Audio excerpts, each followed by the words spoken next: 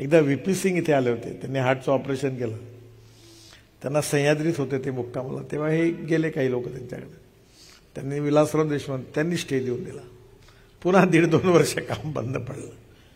परिणाम काय झाला,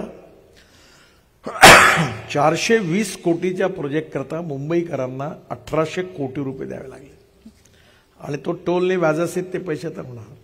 जो 420 कोटीत झाला असता प्रोजेक्ट तो 1800 कोटीत गेला. या सगळ्याचा राजकीय पक्ष विचार करतात का?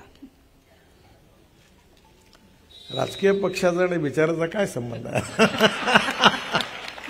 राजकीय पक्षाचा संबंध निवडणूक जिंकण्याशी असतो, बाकी त्या दृष्टीने ते विचार करतात.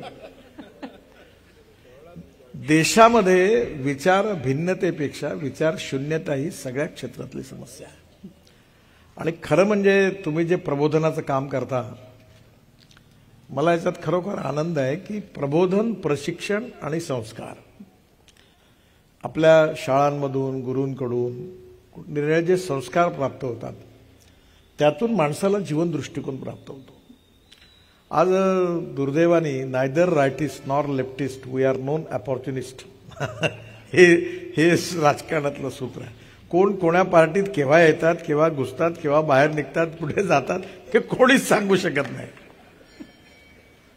मला ए.बी. बर्धन जे कम्युनिस्ट पार्टीचे प्रमुख होते त्यांचं माझ्यावर खूप प्रेम होतं, पण ते खूप विद्वान होते.